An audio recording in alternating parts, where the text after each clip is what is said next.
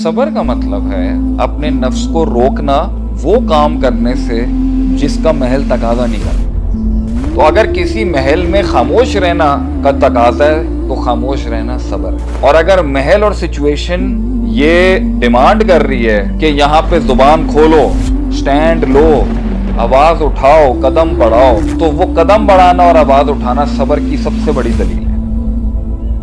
Situation बताएगी कि इसमें सबर क्या है। अगर जेल में जाना सबर है तो यूसुफ अलैहिस्सलाम का सबर, और अगर जेल से निकलना सबर है तो फिर जेल से निकलना सबर। आप इसे जनरल नहीं कह सकते कि सबर का मतलब सिर्फ यूं सर झुका के हाथ बांध के खड़े रहना, ये कोई सबर नहीं है। सबर वो है कि तकाजा क्या है।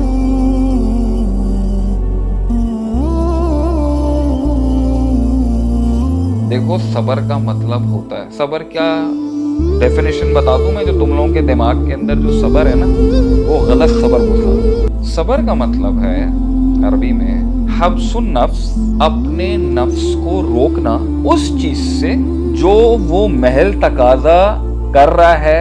एक सिचुएशन के अंदर अपने नफ्स को वो करना जो वो तकाजा कर रहा है और वो ना करना जिसका नफ्स तकाजा कर रहा है। वह हब्सुन नफ्स अन महारिम अल्लाह, के अपने नफ्स को रोकना वो काम करने से, अपने नफ्स को रोकना वो काम करने से जिसका महल तकाजा नहीं करता। यानी अगर सिचुएशन तकाजा कर रही है जिहाद करने का और नफ्स डर के बैठा हुआ है और घबरा रहा है तो अपने नफ्स को रोक के रखना डरने से, ये सब। जब नफ्स घबराए और डरे, उल्टा पुल्टा हो, जो नफ्स चाहता है ना उसको रोक के रखना वो करने से जो वहां पर डिमांडेड नहीं है। तो अगर किसी महल में खामोश रहना का तकाजा है तो खामोश रहना सबर है, अपने नफ्स को रोकना ज्यादा बात करना। और अगर महल और सिचुएशन ये डिमांड कर रही है कि यहाँ पे जुबान खोलो,